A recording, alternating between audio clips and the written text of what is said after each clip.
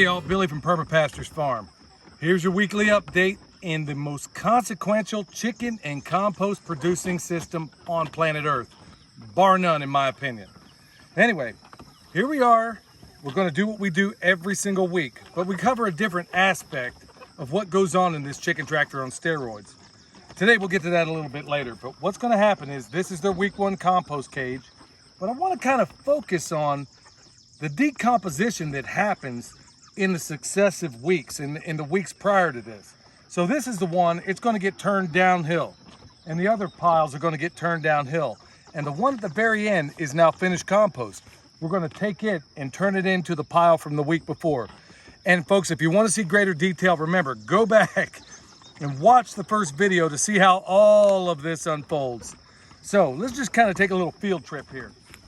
And if you'll notice, we're not exactly wearing bee suits right now. I think these guys and gals have finally chilled out a little bit. Okay, this one is going to go downhill. We're going to add a little moisture to it because it hasn't rained in quite a while. But you can see all the little pieces and parts of it, right?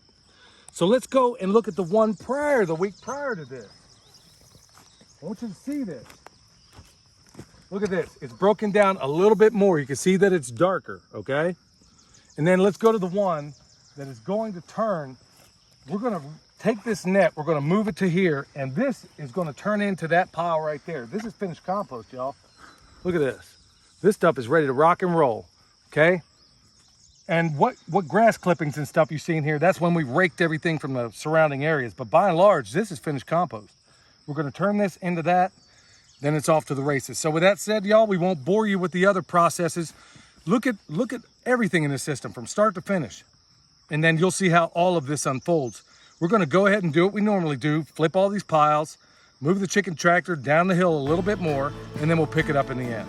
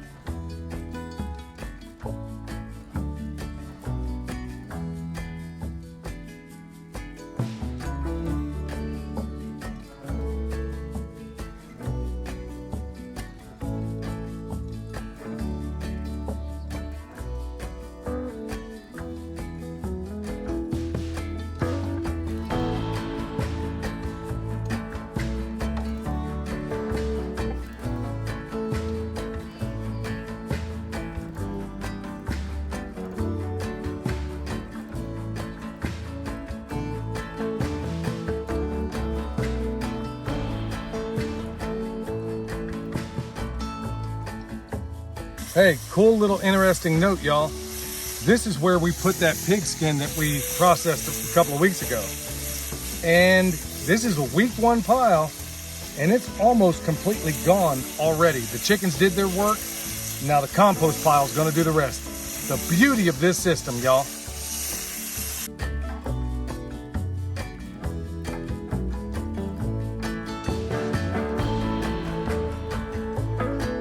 All right, y'all, the compost cage is flipped. Now this is our week 2 pile, and it's broken down a little bit, but when we flip it over, you're gonna see that it's broken down even more.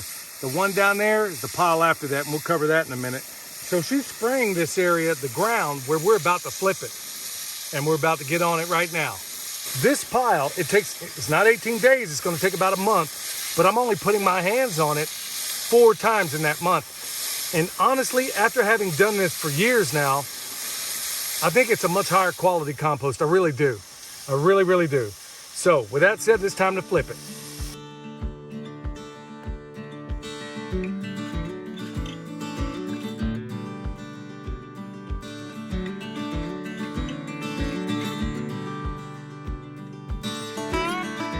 The magic of this system cannot be weighed, y'all. Remember, down there we had basically the skin of that pig, and it's almost all gone, and that's a 1 week pile. This is your 2 week pile. We put the organs and the head of that pig. Look, y'all, I'm not trying to gross you out. I'm trying to show that how these animals can be completely respected in the highest form when you use them back into the landscape. These animals, they're going to produce so much more even after they've passed. Now, not to gross anybody out, but we put this in there, and this is all what you see there, hard bone, all that stuff. This is what is left. Let me try to shake it off a little bit. That is what is left of that pig head, that little bit of bone. So we're gonna, you can see some of it there. You can see the inside cavity of it, right? That is literally, it's only been 2 weeks, and that is what is left of that pig's head. Folks, not to be macabre or gruesome or anything like that, that just shows you just how well this stuff works, how well it brings all of it back to the landscape. Now, on a side note also, you see a little bit of white material in here, that dead bacteria. It's not a good thing, but we can recover from it. So we're basically gonna take this stuff, we're gonna put that pig head back in there. And if we remember, we'll go ahead and show you what's gonna happen over the next week. So Michelle's gonna spray it down. We're gonna get right to it. All right, y'all, last pile that needs to get flipped inside this cage. And you can see it's distinctly different from the ones prior to it. Now, as I'm sitting here and kind of look at it with your peripheral vision, you can see so many things moving around in there. That's cool because that is where the chickens derive their protein. For those of you that are new to this, go back to the beginning. It's going to be important. You can check it out there. But also, you realize that we give them mostly carbs down in their compost cage, in their 1 week compost cage or week 1 compost cage. And they derive almost all of their protein, which could not be better, out of these piles. How cool is that? So now, this last pile, we're going to flip it, and you're going to see in this pile that it is far more broken down than the previous 2. And then finally, we'll get out here behind the cage and we'll combine week 1 or the previous weeks. And we'll talk about that. And we'll recapitulate in the back end of this thing at the end of the video. So with that said, before, the bees are chill right now, so they aren't Africanized for those that were wondering. They're back to their normal routine. They're off and running and leaving us alone for now. Hopefully I'm not going to bite my tongue.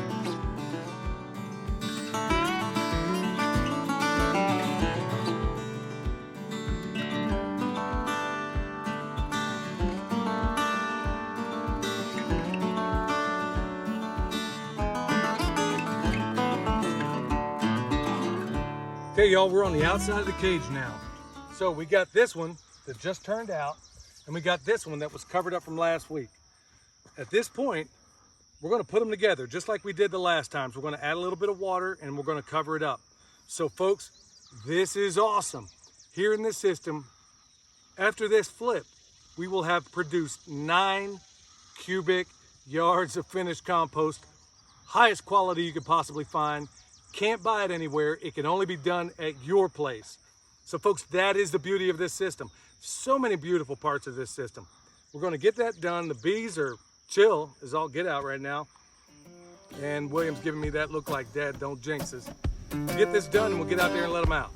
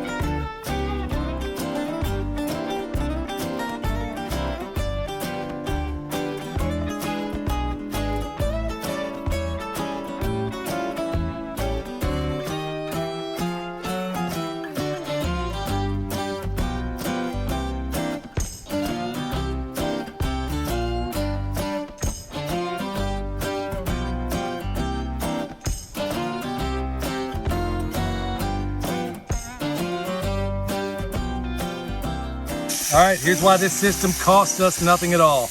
You get their protein from the pile, they get all their carbs, and just a little tiny bit of protein from all these food scraps that don't cost me a dime. All right, honey. Look at that. You got chickens down here eating beans, rice, tortilla chips, and a bunch of other things. I mean, it can be bread, it can be any number of things, but it didn't cost me a dime. That's the beauty in this system. We feed them just a little bit here. They extract the rest out of those piles. You can't beat it. All right, y'all. So they're really about 3 weeks away if we wanted to process them. Now, think about your options here. Think about this system, okay? Let's say you were to just process. We got 40 birds in here. And let's say in different times, you were to take these, let's say 10 out at a time, process them, put them in the freezer. Then you can add 10 more. 10 more. You could have this thing go indefinitely supplying your food. Or I could already have it set up where I process all 40 of them and then move on. Now in this particular case, it's going to be a combination of a couple of things. We're going to take a few of these birds, we're going to put them in our laying flock. Some of them are going to go in the freezer. Now typically I look at doing that.